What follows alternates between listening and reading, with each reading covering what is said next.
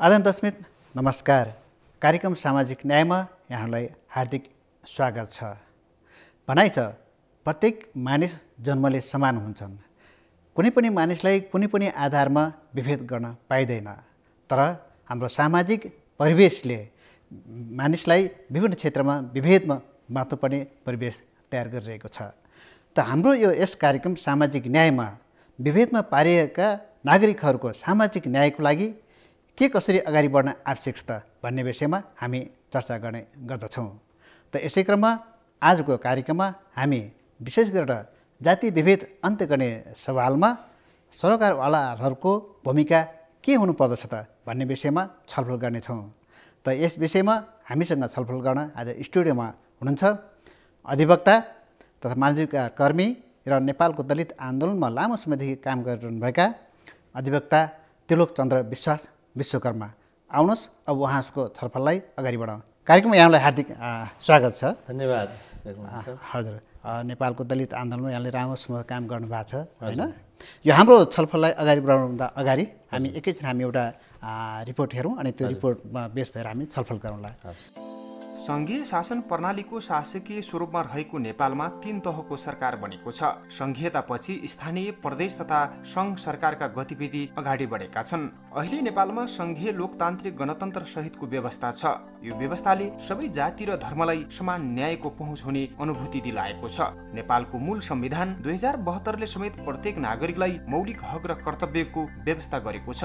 So मौलिक हक अनुसार कुनै पनि व्यक्तिलाई सम्मानपूर्वक बाँच्न पाउने हक, स्वतन्त्रताको हक, समानताको हक, न्यायको हक लगायत कानुनी अधिकार दिएको छ। त्यस्तै मौलिक हक भित्र जातीय छुवाछुत तथा भेदभाव विरुद्धको हक पनि संविधानमा उल्लेख गरिएको छ। तर नेपालको सन्दर्भमा अहिले पनि समाजमा जातीय छुवाछुत तथा भेदभावले जडो गाडेको छ। पुस्तौंदेखि जातका आधारमा गरिएको छुवाछुत र भेदभाव समुदायमा कायमै छ। तल्लो र उपल्लो जातका नाममा थुप्रै छुवाछुतका घटनाहरू घटिरहेका छन्। जसमध्ये पनि कर्णालीका ग्रामीण बस्तीमा जातीय छुवाछुत र भेदभावको अवस्थामा खासै सुधार र परिवर्तन भएको छैन। यसबाट समाजका माथिल्लो जात भनिएका व्यक्तिबाटै जातीय छुवाछुत र भेदभाव भइरहेको रुकुम पश्चिमको त्रिवेणी गाउँपालिकाका मङ्गलवादीको भनाइ छ। अहिले त जाति छुवाछात भेदभाव भन्ने कुराहरू पहिला त्यो थियो, त्यो अहिले अन्त्य होस् भनेर हामीहरू त्यसमा थियौँ।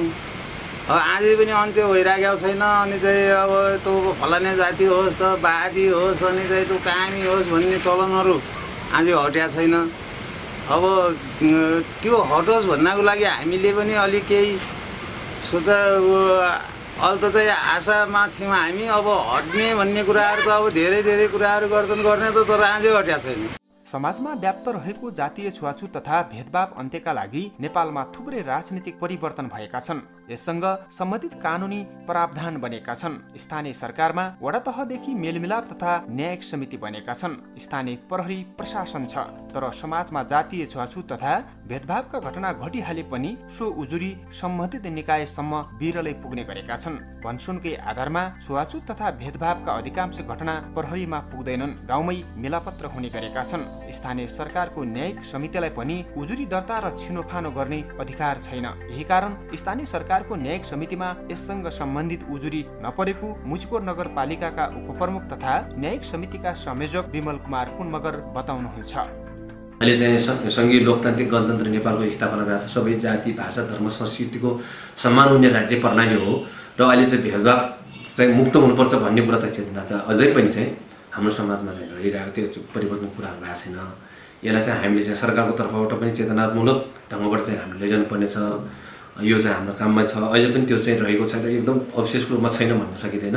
त्यो चाहिँ समाजमा घटिरहेको छ। अहिले पनि पुरा पाखाहरूले परम्परा संस्कृति सामाजिक सांस्कृतिक रूपान्तरण गर्ने एउटा चाहिँ यो मुस्कोट सरकारको तर्फबाट हामीले त्यो लैजानेछौँ।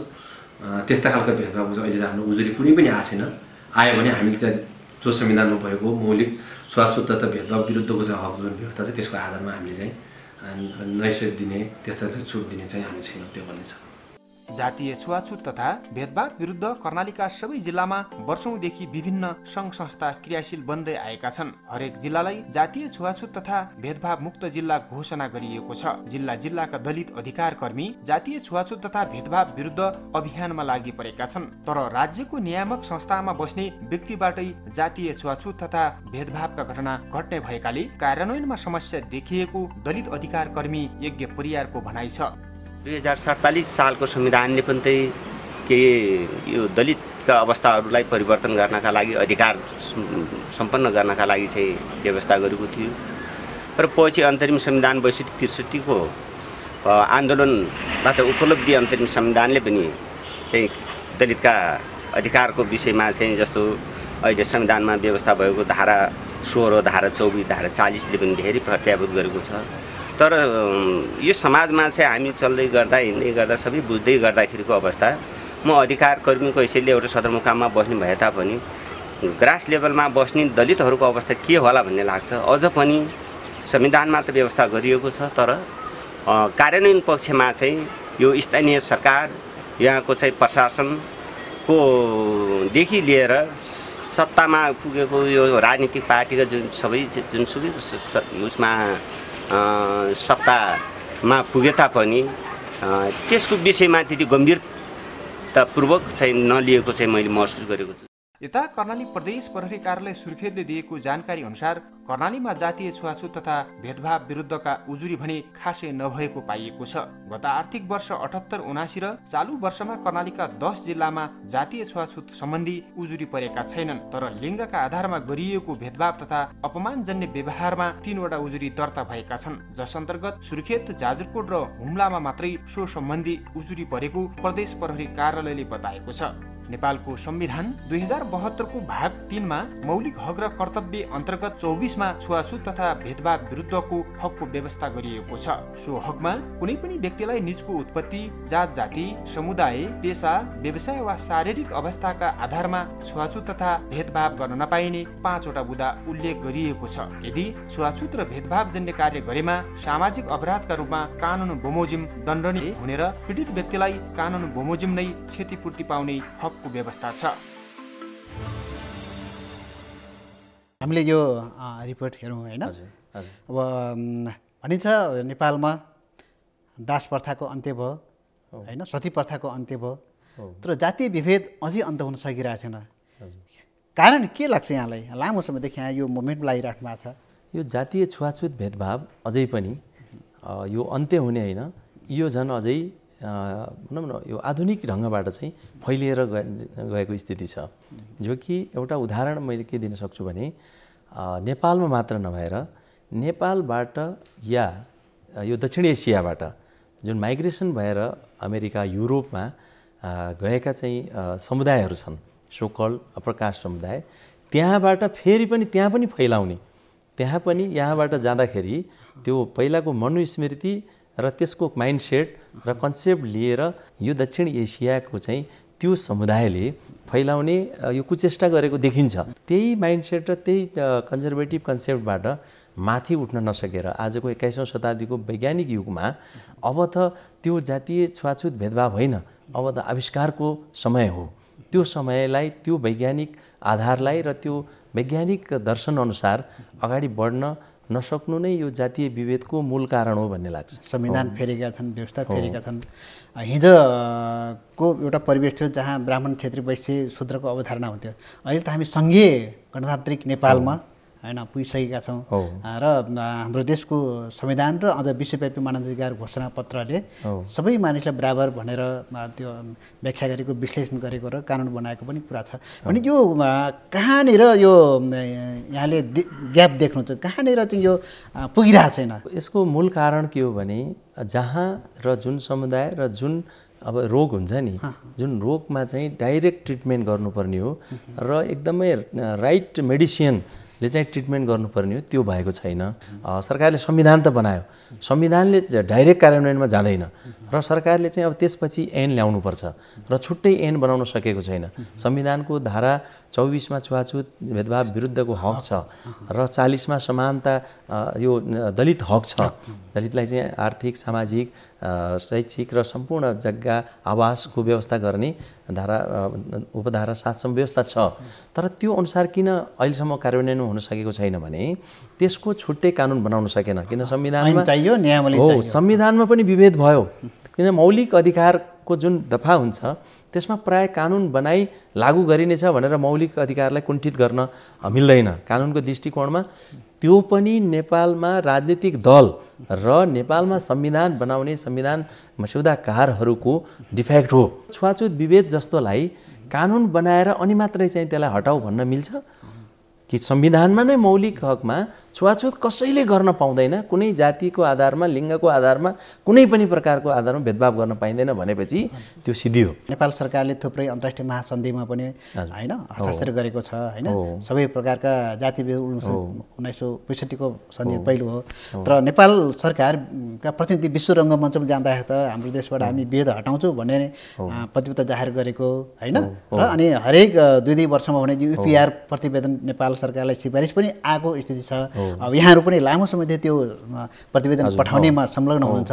के छ त्यसको कार्यान्वयन किन भइरहेको छैन, कहाँनिर समस्या हो त? अब यो यसको पनि समस्या त्यहीँ देखिन्छ। जस्तो अन्तर्राष्ट्रिय क्षेत्रमा यो UPR को सभामा हरेक 4 वर्षमा यो जुन 2011बाट सुरु भयो UPR, त्यसपछि 4 वर्षमा चाहिँ यसको सरकारले UPR मा चाहिँ रिपोर्ट पेश गर्नुपर्छ।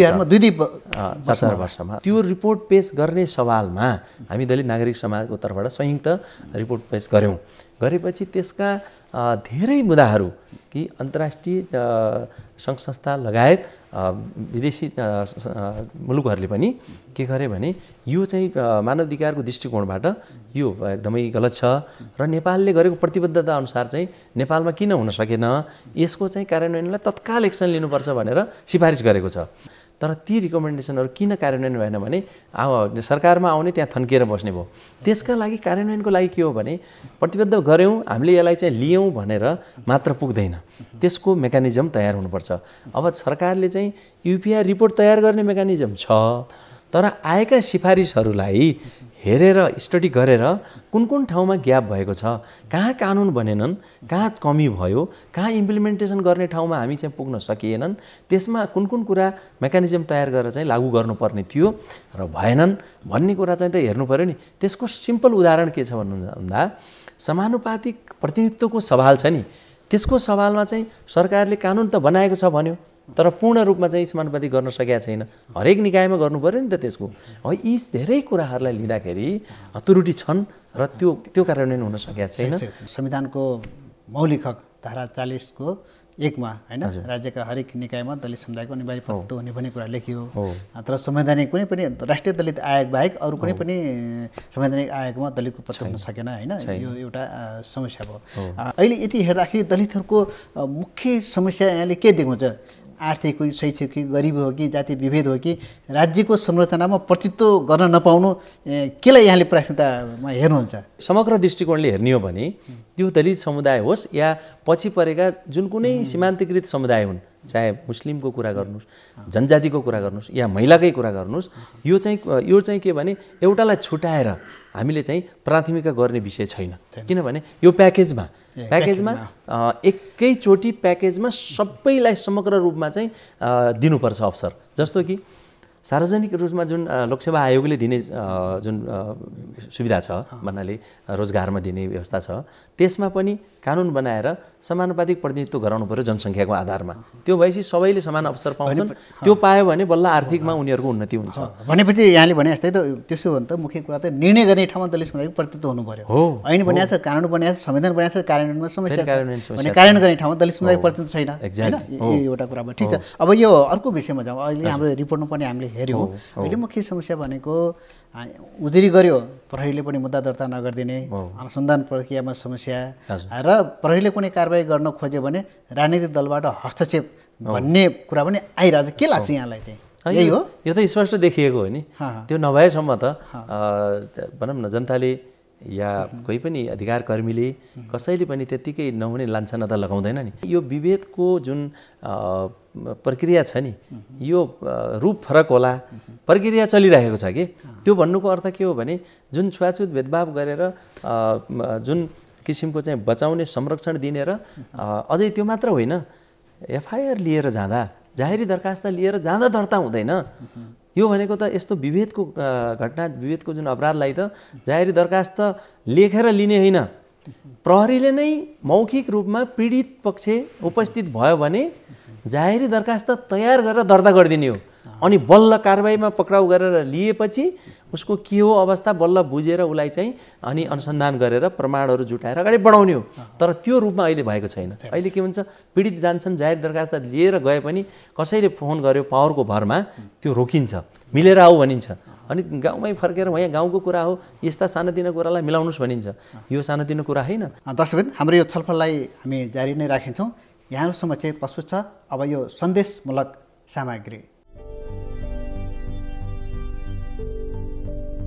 12 वर्षे सुनिता गाउँको एउटा सामूहिक कार्यक्रममा रमाउँदै पुगिन्। आएका सबैको लागि राखिएको मिठाई देखेर लोभिएको बालक मन र निर्दोष भावनाले आफ्नो लागि एउटा मिठाईको टुक्रा निकाल्नै के लागेकी थिइन्। एक अधवैँसे निवासीको आँखा ठ्याक्क त्यता पर्यो। ऊ तल्लो जातको भएको र उसले खाना छोएर अशुद्ध पारेको भनेर त्यहाँ तयार पारिएको सबै खानेकुरा फालियो। यो प्रत्यक्ष अवहेलनापछि सुनिताको मनमा प्रश्न त धेरै उठे, तर उनले सोध्ने हिम्मत भने गर्न सकिनन्। आखिर सोधिहाले पनि उनले जवाफ पाउँथिन् र? नेपाली समाजमा जरा गाडेर बसेको जातीय भेदभावलाई मुलकी ऐनका माध्यमबाट प्रधानमन्त्री जङ्गबहादुर राणाले थप प्रोत्साहन गरे। मानिएका उच्च जातहरूलाई ढिल दिइने र मानिएका तल्लो जातकाहरूलाई कठोर सजाय सुनाउने परम्पराले नेपाल वर्षौंसम्म निसासियो। राहतका रूपमा राजा महेन्द्रद्वारा संशोधित 2020 सालको मुलुकी ऐनले जातीय भेदभावलाई कानूनी रूपबाटै रोक लगायो। कानूनमा त्यसबेला मानिएका तल्लो जातहरूलाई एउटा सुनौलो याम आए झै भए पनि सामाजिक रूपमा भने नेपालीहरूले आजसम्म पनि जातीय समानतालाई पूर्ण रूपले अपनाउन सकेका छैनन्। आज पनि जातको नाममा विवाहमा रोक लगाउने, घरमा बस्न नदिने, अवसरहरू कम दिने, पक्षपात गर्ने आदि चलनहरू यथावत छन्। आए दिन समाचारमा उल्लेखित विभिन्न घटनाहरूले यो विभाजनलाई बारम्बार प्रमाणित गरिरहेको छ। जातीय विभाजनले हाम्रो समाज र मानसिकतालाई अझै पनि ग्रस्त पारेको छ। हामी बीच, हाम्रै परिवार र समाज बीच यसको समाधान लुकेर बसेको छ। सुरुमा त बाल बालिकालाई रूढिवादी परम्परा विरुद्ध सही शिक्षा, सामाजिक कार्यक्रममा सबैको उपस्थिति, जातीय विभाजनको संघर्ष त छैन भन्ने शहरी मान्यताको त्याग, यी सबै हामीले जाने बुझेकै उपायहरू हुन्। देशमा चलिआएका यस्ता अन्यायपूर्ण धारणाहरूलाई उखालेर फ्याक्नु असम्भव झै लाग्छ। तर यदि म, तपाई, समाज, सरकार र अन्तर्राष्ट्रिय समर्थनले एकीकृत रूपमा थोरै अघि बढ्न सके, मिडिया मार्फत सही, निष्पक्ष र समावेशी जानकारी दिए देशको कुना कुनामा जनचेतना फैलिन सफल हुन्छ।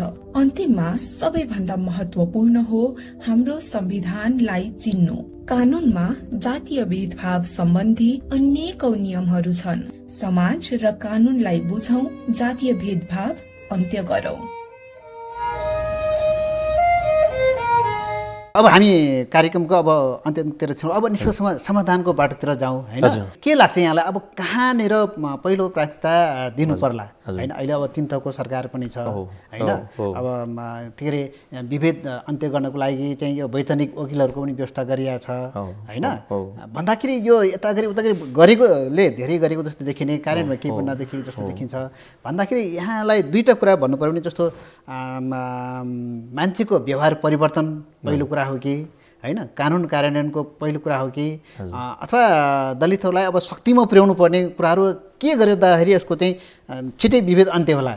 अब यसमा टक्कै भन्नुपर्दाखेरि एउटा नागरिक, नेपालको नागरिकको हैसियतले सबै नागरिकलाई समान हक अधिकार दिनु नै आजको अपरिहार्यता हो।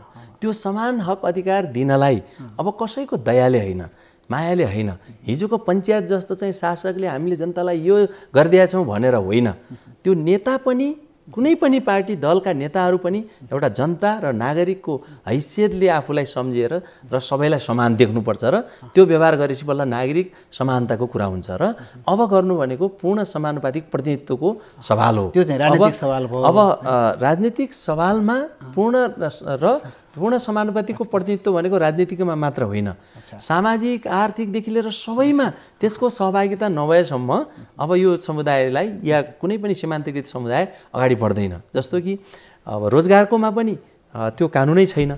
हेर्नुहोस् अहिले चाहिँ रोजगारमा छुट्टा छुट्टा टुक्रा टुक्रा पारेर विज्ञापन गरिन्छ। त्यो गर्यो भने दलितलाई चाहिँ 13% जुन 13.8 14% छ त्यो सहभागिता हुनै पाउँदैन। यता आएर चाहिँ राजनीतिकमा पनि समानुपातिकलाई 45% मानेर प्रत्यक्षमा दिँदैन, एका दुई बाहेक अरू दिएको अब देखिँदैन। भनेपछि अब यस्तो अहिले लोकतान्त्रिक गणतन्त्रको अवस्थामा आउँदा दलितहरूले पुर्याएको बलिदान हैन कति 17,000मा 80% दलित परेका छन्, हिसाब गर्न सक्नुहुन्छ। ती शहीदको जुन शहादतले खै लिएको परिवर्तन खै त्यो चाहिँ कुरामा अब यो त्यो अवस्थाले अब यो दया भिख मायाले हुँदैन। अब पूर्ण समानुपातिक प्रतिनिधित्व हरेक निकायमा गरौँ, सबै जातिलाई अनुसूची रूपमा चाहिँ अनुसूचीमा राखौँ। 125 जाति हुन्छन्, 125 जातिकै समानता सहभागिता गराउँ, बल्ल देशले फड्को मार्छ। राजनीतिक दललाई छुवाछुत अन्त्य गर्ने सवालमा कसरी जवाबदेही बनाउने होइन र अनि दलभित्र कसरी समावेशीकरण गर्ने भन्ने कुराहरू आइरहेछ। के छ यहाँको विचार के? अब सबै राजनीतिक दलहरूले मुखले भनेर र हामीले यस्तो गरिदिएछौँ भनेर होइन, पार्टीको विधानमा जनसङ्ख्याका आधारमा सबै महिला दलित मुस्लिम सबैको प्रतिनिधित्व हुने विधान बनाउनु पर्यो। अब र त्यो कुरा निर्वाचन ऐनमा सुनिश्चित हुनु पर्यो। त्यो सुनिश्चित नभएको विधानलाई अब दर्ता हुनु भएन। त्यो भएपछि बल्ल व्यापक समावेशिता सहभागिता हुन्छ। हेर्नुहोस् किन संविधानको प्रस्तावनाले नै भनेको छ समानुपातिक प्रतिनिधित्वका आधारमा समावेशी राज्य हो। त्यो राज्यमा पुर्याउनलाई त पहिला राजनीतिक दलको विधानमा आउनुपर्छ। यहाँ अब दलित संस्था महासङ्घ पनि आबद्ध हुनुहुन्छ, यता होइन नेपाल राष्ट्रिय सङ्घको पनि अध्यक्ष हुनुहुन्छ। दुईटा कुरा, यता नागरिक समाजले पनि र यता भातृ सङ्गठनले पनि दलहरूलाई त्यो भूमिका खेलेनन् भन्ने आरोप छ। अबको बाटो यहाँले के गर्नु छ? अबको चाहिँ एउटा हामीले चाहिँ आन्दोलनलाई अगाडि बढाउने सवालमा यो केही नगरेको त होइन, विभिन्न ज्ञापन पत्र, विभिन्न आवाज, विभिन्न अन्तर्क्रिया कार्यक्रमबाट भनिएको चाहिँ छ, तर सुनिएको छैन। राजनीतिक यो निर्णय गर्ने चाहिँ तह के हो? राजनीतिक दल नै हो। राजनीतिक दलहरूले दलितको सवालमा जस्तो महिलाको सवालसम्म 33%लाई सुनिश्चित गरे, त्यो पनि 51% पुगेको छैन। तर दलितको सवालमा जुन 14% जनसङ्ख्या छ त्यसको आधारमा प्रतिनिधित्व गराउनेमा त कुनै इनिसिएसन भएन। खालि समानुपातिक त्यो 110 सिट बाहेक र त्यो समानुपातिक 45% समानुपातिक बाहेकको चाहिँ सुनिश्चितता हुने उनको विधान र नेपालको कानुनलाई संशोधन गरेर सुनिश्चित गरिएन भने चाहिँ अब यो निकायले मात्र हुने। अनि यो न्यायालयमा अब अस्ति भर्खर चाहिँ उच्च अदालतमा जिल्ला अदालतमा पनि न्यायाधीश नियुक्ति भयो, तर त्यहाँ दलित समुदायको एकजना पनि प्रतिनिधित्व गराइएन भने न्यायालयलाई पनि के छ समावेशी बनाउनु पर्ने होला? जरुर, न्यायालय मात्र होइन, हजुर मैले अघि नै भने नि पूर्ण समानुपातिक प्रतिनिधित्वको सुनिश्चितता भयो भने न्यायालय मात्र होइन बैंक प्राइभेट सेक्टर समेत चाहिँ समानुपातिक प्रतिनिधित्व सुनिश्चितता गर्नै पर्छ।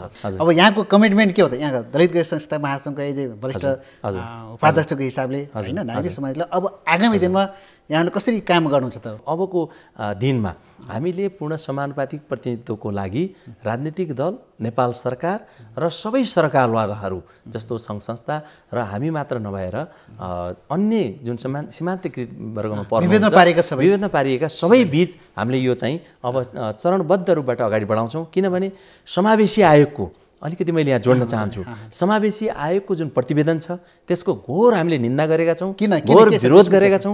यसमा समावेशी आयोग भएर आफै असमावेशी छ, साथै यसले चाहिँ दलित समुदायको आरक्षणलाई चाहिँ यो अब हटाउनु पर्छ भन्नेमा प्रतिवेदनको चाहिँ सिफारिस गरिएको छ।